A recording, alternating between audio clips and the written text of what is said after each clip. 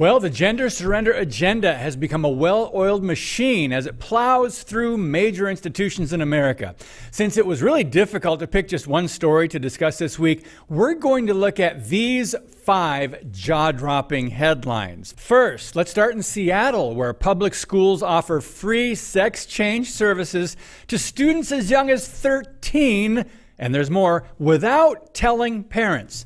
In Michigan, Democrats pass a new bill that could make using wrong pronouns a felony, resulting in prison time or a fine of $10,000. The NIH has granted $3.3 million for Boston Children's Hospital to promote gender transitions to out-of-state minors. In Texas, a biology professor claims he was fired for teaching sex is determined by chromosomes X and Y. And finally, a federal judge in Wisconsin orders the school district there to let trans-identifying student use the girls' restroom. And the hits just keep on coming. I'm David Fiorazzo, and this is Christ and Culture.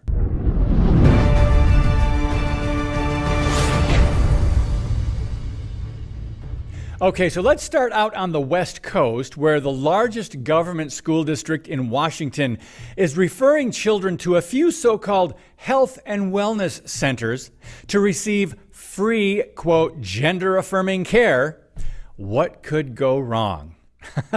If you're a middle schooler, a high schooler, Seattle Public Schools, you can get hormone-blocking medications as well as referrals for sex change surgeries, and your parents don't need to know. Washington does not require parental consent for various treatments on children, including for STDs and everything that falls under gender-affirming care. Last year, the Post-Millennial revealed that the district saw an astounding 853% increase in students identifying as non-binary. That's in just 3 years. Now let's go over to Michigan, where HB 4474 was passed, and according to reports, it could make it a felony to intimidate someone. How? By intentionally using the wrong gender pronouns or causing them to feel threatened by words. I wish I was making this up. The bill specifically targets, quote, disrespectful acts such as intentional misgendering, end quote.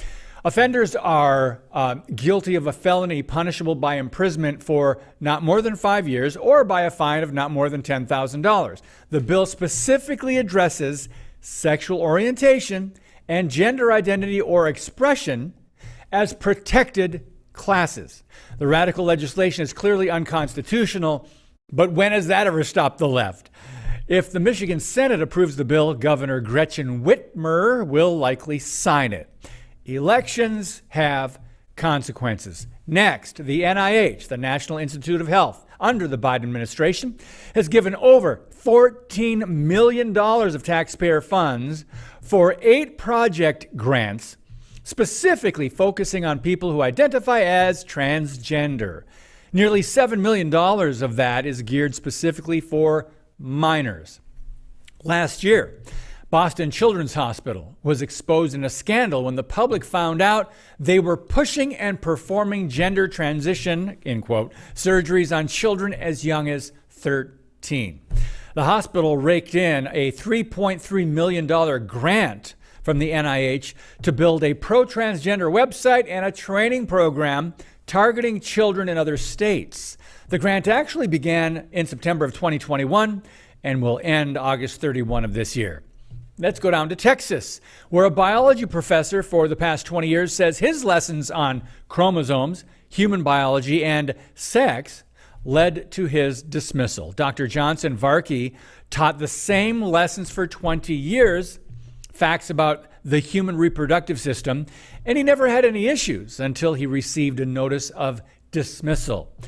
Varkey inquired about any complaints, but HR at St. Philip's College in San Antonio, Texas, didn't respond. Instead, he received a letter of termination and was told some of the complaints were offensive to the homosexuals and transgenders.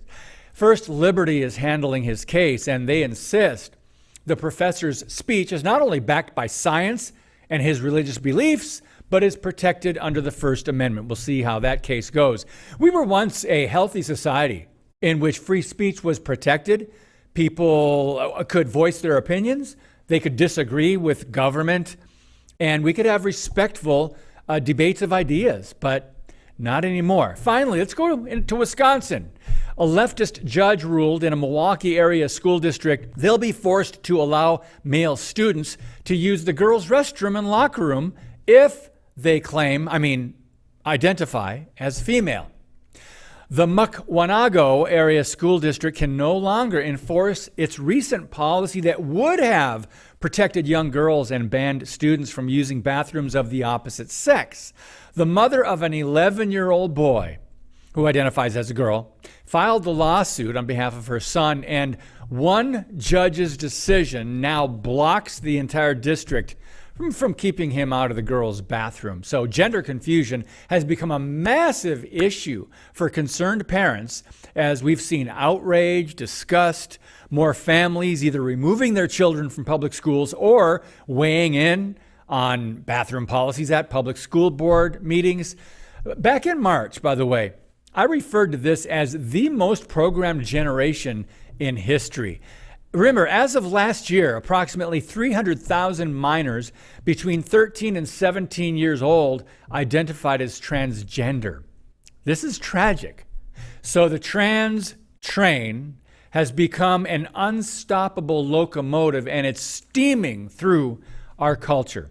Two of its primary purposes are population control and the subjugation of America. Think about it. And remember, the issue is never the issue. The issue is the revolution. God bless you, and keep speaking the truth about things that matter.